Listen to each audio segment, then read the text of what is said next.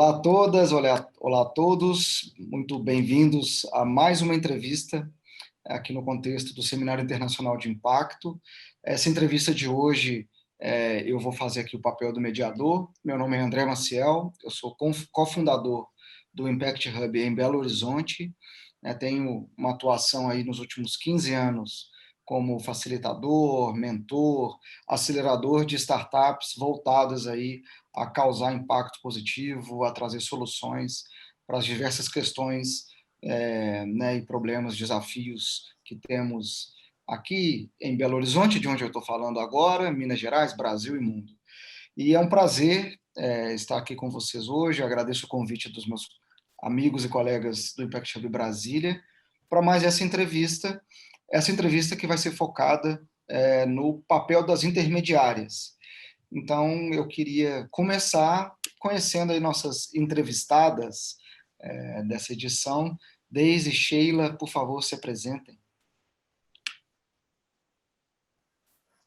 Bom, gente, eu sou a Deise, eu sou a fundadora do Impact Hub aqui de Brasília, estou aqui em Brasília e a gente está organizando esse processo do Seminário Internacional para trazer essa pauta cada vez mais do impacto social e contextualizar ainda mais esse assunto de negócios de impacto no nosso ecossistema como um todo. Olá a todos, olá André, olá Deise, muito obrigada a vocês pelo convite para a gente poder bater esse papo aqui hoje. Eu sou Sheila Pires, eu atuo nessa área de empreendedorismo e inovação há 25 anos, comecei aí como gerente de incubadoras de empresas, então conheço bem esse dia a dia e essa dinâmica de uma incubadora. Fui superintendente executiva da Amprotec, que é a Associação Nacional que reúne incubadoras, parques tecnológicos, aceleradoras e outros ambientes de inovação.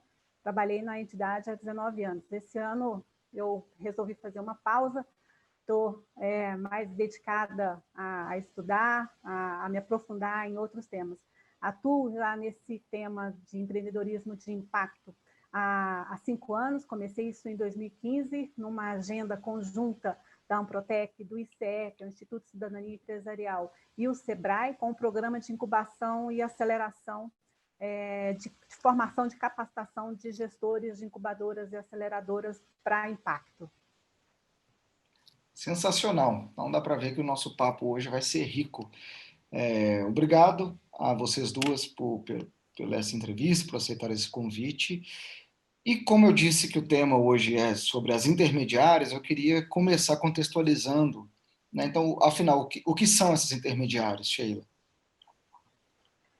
Bom, André, até uma feliz coincidência, eu não mencionei, eu coordeno dentro da Estratégia Nacional de Investimentos em Negócios de Impacto, a Impacto, que é uma das organizações que estão ajudando na organização, né? Aliás, é uma das iniciativas que estão ajudando na organização do seminário, o eixo voltado para as organizações intermediárias. A Impacto tem 4 eixos, um deles é de fortalecimento das organizações intermediárias.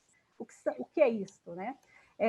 Apesar do nome, a gente sempre tem uma restrição, porque intermediário significa algo que está no meio e às vezes pode mais atrapalhar, né? Mas nesse contexto é algo muito positivo, significa que é alguém que dá um suporte, que pega na mão e que conduz, né, os empreendimentos rumo à sua sustentabilidade, rumo ao seu sucesso. Então, a gente está falando de todas aquelas organizações como incubadoras, aceleradoras, espaços de coworking, institutos e fundações vinculados a grandes empresas, médias e grandes empresas que dão suporte a essas atividades de inovação social. A gente está falando também de órgãos de investimento, né, que apoiam essas iniciativas. Então, o nome intermediário aí no caso é o que significa suporte, né? São aquelas organizações voltadas para apoio àqueles empreendimentos que estão nascendo, né? E num momento bastante crucial, porque o nascimento de empreendimentos em qualquer lugar é sempre mais complicado. Aqui no Brasil tem uma complicação um pouquinho maior, e quando a gente está falando daqueles empreendimentos orientados aí para impacto social, ambiental, eles têm um desafio ainda um pouco maior, então o grau sobe. Essas organizações têm um papel imprescindível nesse processo. Legal. Realmente, nesse contexto, esse primeiro suporte, enquanto muitas vezes o modelo não tá validado ou o mercado ainda não foi conquistado, é fundamental. Deise, então, até compartilhando um pouco sobre o Impact Hub, a atuação do Impact Hub, qual o papel das intermediárias nesse ecossistema empreendedor? Eu até queria complementar um pouco o que a Sheila trouxe, né? Que a gente faz parte dessa rede, né, André? E essa rede que, na verdade, ela é global, né? E o que eu gosto muito de trazer para as pessoas, que é uma fala que até eu gosto muito quando a Virgínia veio para Brasília fazer uma facilitação. Aliás, a Virgínia é cofundadora junto com a André, eu acho que um dos grandes papéis quando a intermediária atua, ela conseguir desenvolver esse ecossistema mesmo, né? De fazer essa questão da comunidade em prática. Como é que você consegue trazer vários agentes para eles conseguirem atuar de forma sistêmica juntos e eles conseguirem se suportar entre eles, né? E que isso gere ações e atuações que sejam boas para o ecossistema e que gerem bons resultados. Então, toda atuação do Impact Hub, seja onde for, sempre olhando localmente a necessidade, né? E aí olhando para as intermediárias, como é que esses agentes, mesmo que eles sejam talvez potenciais e nunca se falarem entre eles, como é que a gente pode identificar possíveis conexões para que eles possam se apoiar e dar suporte para que aquilo gere um benefício entre eles e essa ação ela gere um impacto positivo para o ecossistema. Então, a gente está o tempo inteiro dando esse suporte que a Sheila falou para esses empreendedores, para essas organizações, para o indivíduo, seja qual ele for que estiver atuando naquele ecossistema e buscando esse espaço de núcleo, seja ele essa comunidade que possa atuar. Então, a gente vem fazendo isso há muitos anos, né? O André há muito mais tempo que eu, na verdade, a nível global e atuando, né, de várias formas, né? Quando a gente fala o que o Hub atua, né, fica às vezes até meio complexo dependendo de onde né? Desde atuação, aceleração, ou só como comunidade, ou como espaço. Mas é isso. Como é que a gente pode potencializar essas conexões de forma sistêmica para que ela exponencialize esse impacto? Então, essa é a nossa capacidade, né, de atuar nisso, né? E potencializar. Legal. Então, sim, o Impact Hub ele tem muitas atuações, mas talvez na essência está essa questão de aglutinar esses empreendedores em uma comunidade e provocar colaboração entre eles, né? Isso acaba fortalecendo essa pequena comunidade, mas também o ecossistema na qual está inserido. Mas aí eu queria até perguntar para a Sheila, que conhece, tem uma visão um pouco mais ampla, assim, de diversos outros agentes intermediários, né, outras organizações que apoiam empreendedores. Essa prática da provocação de um senso de comunidade e colaboração, ela é comum também em outras incubadoras, outros intermediários? E aí essa é a primeira pergunta. E a segunda que outras entregas essas intermediárias fazem que são de extrema valia para os empreendedores né, de negócios nascentes, na sua visão, Sheila?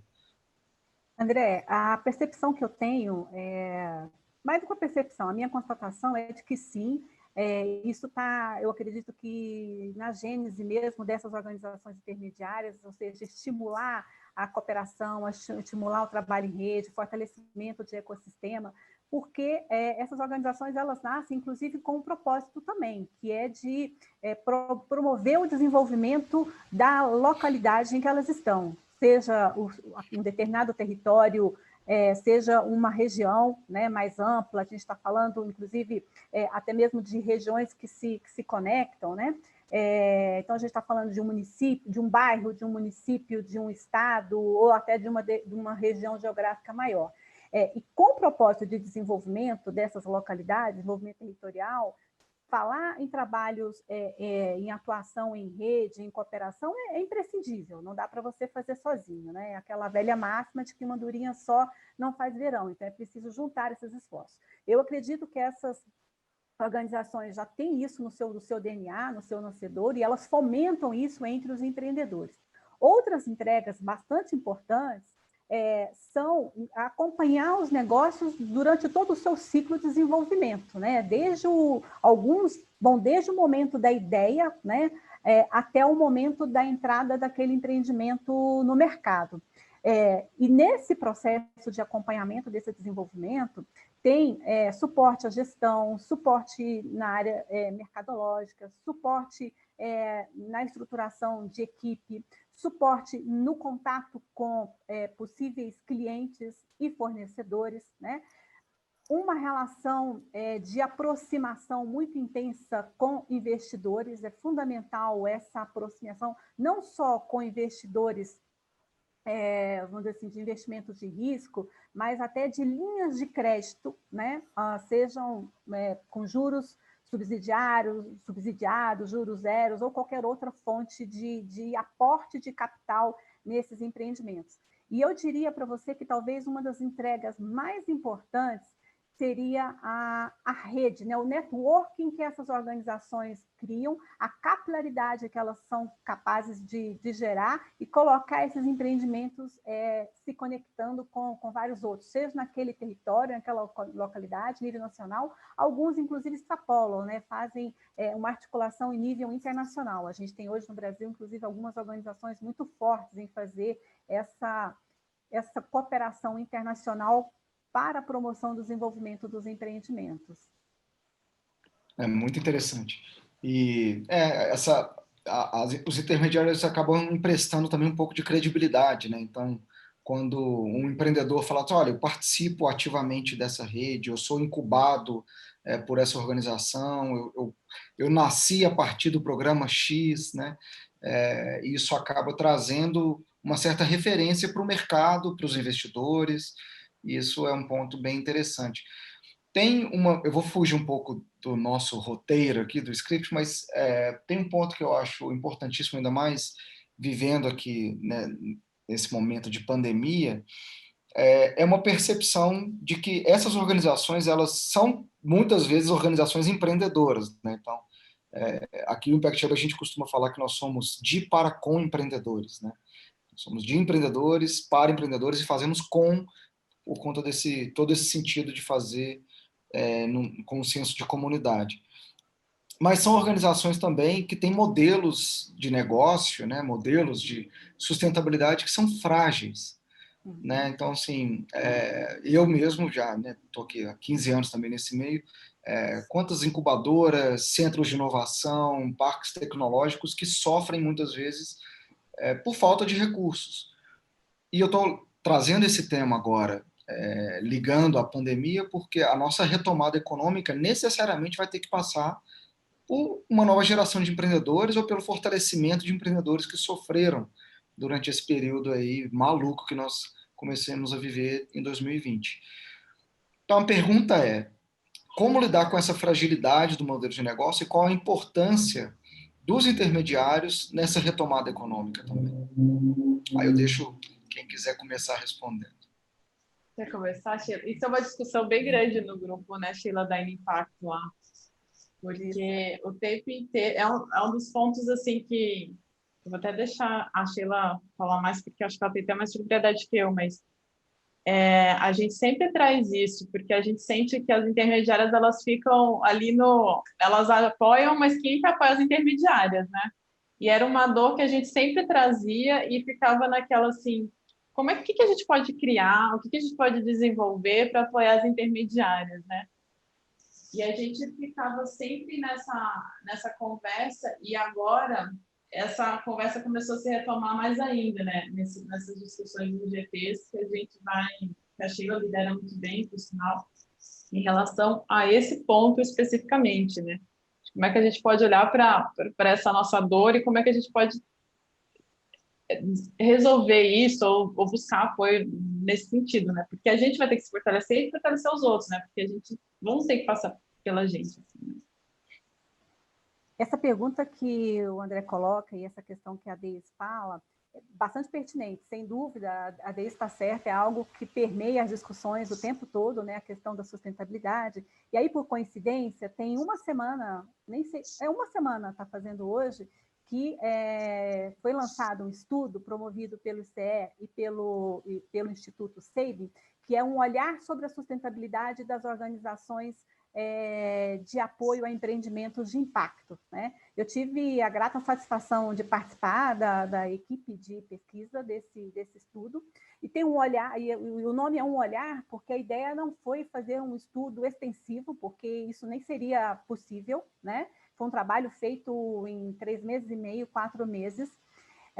Foi lançado agora, depois deixo o link aqui para aqueles que tiverem interesse em acessar a publicação, ela está de livre acesso no site do ICE, mas algumas questões que a gente conseguiu levantar nesse estudo são bastante pertinentes. Quer dizer, primeiro, é a questão da sustentabilidade. A gente percebe que essa é uma busca constante dessas organizações. Há uma cobrança muito grande dessas organizações serem sustentáveis, mas isso, algo que o estudo traz, mas é uma percepção muito particular, né, minha, que, na verdade, a sustentabilidade ela é um pouco de uma falácia, ou seja, organizações que têm esse tipo de perfil, que têm essa missão, elas não são sustentáveis quando a gente entende a sustentabilidade como a autossustentabilidade ou a sua capacidade de se manter. Esse não é o propósito dessas organizações, né? O que a gente precisa entender é que elas têm a condição de captar recursos necessários para a sua manutenção e para que elas possam avançar no aumento da qualidade dos seus portfólios de serviços. Mas exigir dessas organizações que elas se paguem com seu próprio serviço é algo extremamente, até fora do bom senso, né? Agora, isso não quer dizer que essas organizações não tenham problemas bastante sérios, né, na captação de recursos. Então, o estudo ele traz um levantamento bastante interessante, até porque há uma comparação daquelas organizações que já atuam nesse campo do impacto desde o seu nascedouro, a coisa de 15 anos, como aquelas que adotaram essa agenda há pouco tempo, 3, 4, 5 anos. E a gente percebe que as dificuldades elas são muito similares. Há, claro, algumas especificidades, porque umas, né, dependem mais de recursos privados, outras mais de recursos públicos, mas existem problemas muito sérios, assim, de questão de institucionalidade, que precisa ser repensada, de fonte de recursos adequadas e suficientes para esse tipo de organização, porque essas organizações elas têm um papel importantíssimo na geração de empreendimentos que sejam produtivos, competitivos, que tenham escalabilidade, que sejam atrativos, inclusive internacionalmente, né? Elas não conseguem fazer isso sozinhas, é preciso uma ajuda bastante intensa e contínua, né? Não pode ser por ciclos, né? Eu ajudo aqui, depois corre atrás aí para se virar, para arrumar outros recursos, né? E aí, o estudo traz também alguns caminhos assim, de oportunidades para ação. E um deles volta para a nossa conversa lá do início, que foi a sua provocação, André, que Deise também colocou, de articulação, né, de trabalho em rede, de trabalho cooperado, de buscar diversificação de fontes de recursos, juntando público e privado, mas procurando fontes bastante distintas, né? Por exemplo, se aproximar das áreas de inovação, das médias e grandes empresas, né? Porque tem como fazer programas de inovação aberta, de corporate venture, que vai, ao mesmo tempo, estimular as empresas, né? Apoiar as empresas, mas tem um apoio também para as organizações intermediárias, que as organizações intermediárias possam se beneficiar do sucesso das suas empresas, né? Ter lá um success fee mesmo pelo trabalho que foi desenvolvido, né? Que elas tenham uma participação no negócio. Então, assim, são várias oportunidades para ação que o estudo aponta, não só as dificuldades, né? Mas ressalta algo que você colocou muito seriamente. É algo bastante sensível na gestão desses ambientes e esse ano, 2020, né, com essa pandemia, trouxe um aspecto a mais, ou seja, uma preocupação a mais. E o estudo, inclusive, aborda os impactos, né, da Covid-19, tanto nessas organizações quanto nos empreendimentos por elas apoiados, né? Então, vale a pena depois dar uma olhadinha lá no estudo, e eu deixo aqui o link para vocês. Excelente, essa é uma discussão riquíssima, porque intermediárias parece um recorte muito claro, né, de quem são as organizações intermediárias, mas há uma diversidade imensa também do tipo de organização, né, da sua formatação jurídica, de quem ela está ligada. Então, a gente pode separar em governamentais e não governamentais. A gente tem as organizações que estão ligadas à academia, né, às universidades, centros universitários, etc. A gente tem as organizações com fins lucrativos, as sem fins lucrativos, e todas elas perpassam por essa mesma questão da sustentabilidade e do retorno, né? E eu acho que tem uma questão central nisso, que olha, o nosso cliente, né, a quem a gente serve, é quem não tem ali um poder de compra muito grande, porque é um empreendedor que está começando. E, na verdade, mesmo que tenha, é contraprodutivo, né? Eu faço essa brincadeira sempre, cara, se eu cobro muito caro, né, pelo meu espaço de coworking ou pelos meus serviços compartilhados de um empreendedor que está começando, e a minha missão é fazer com que esse empreendedor, né, ele evolua da melhor maneira possível, ao colocar uma pressão financeira sobre o negócio dele, que já tem essa pressão financeira porque ele ainda não tem mercado, eu estou, na verdade, reduzindo o tempo de vida dele. Eu estou aprofundando o vale da morte dele, ao invés de fazer essa ponte para que ele passe por esse tal vale da morte. Então, é uma posição muito ingrata, e eu gostei muito que você falou, Sheila, que essas organizações, geralmente, elas nascem com um propósito, elas não estão ali porque é um mercado, né, que elas vão... Não é uma oportunidade de mercado pura e simples, e sim, olha, é uma missão que elas têm a cumprir, e talvez por isso que elas se mantenham, né? Algumas com suas dificuldades, mas todas pensando em como servir a esse público e servir às suas comunidades e sociedades. Bom, acho que o nosso tempo também já está se encerrando, mas eu queria fazer uma última pergunta para a gente ir encerrando aqui esse papo, que está muito bom. Mas, pensando então nesse futuro, né, que a gente precisa aí, reinventar com tantas mudanças que vieram nesse ano de 2020, qual que é a contribuição que as intermediárias poderiam fazer, então, para potencializar os atores dos ecossistemas que elas estão inseridas? Então, qual o papel das intermediárias para estimular um desenvolvimento sustentável, né, nesse novo paradigma que 2020 nos trouxe? Vou começar aqui, então. Eu acho que eu acho que o principal papel é conseguir identificar, ajudar, né, quem ele tiver nesse propósito, identificar essa missão do que esse ator que chega, ele precisa, e saber fazer essas conexões corretas, né? E além de saber fazer essas conexões, é mostrar esse caminho, seja ele através de capacitação, ou de formatos, ou, enfim, como é que a gente faz isso de uma forma que agregue, né? Porque às vezes aquilo fica orbitando e a gente tem muitas capacidades, mas que seja um caminho bem trilhado, que seja, como você falou, né, André? A gente sabe que aquele empreendedor que está em volta, ele está ainda se desenvolvendo, mas que aquilo seja extremamente agregador para ele, principalmente nesse momento que a gente está vivendo, e que traga resiliência, né? Porque é um processo que, ainda mais agora nesse momento de crise, vai exigir muito mais. E que a gente seja esse suporte efetivo e que possa mostrar para ele que, sim, estamos aqui para ser esse caminho que vai conseguir trazer benefícios para ele. Eu acho que é esse principal caminho, assim, a casa, né? Vamos conectarmos. Vamos estar aqui com você se precisar. Esse é o meu olhar como hub local e como hub global, conectar a nossa missão, assim.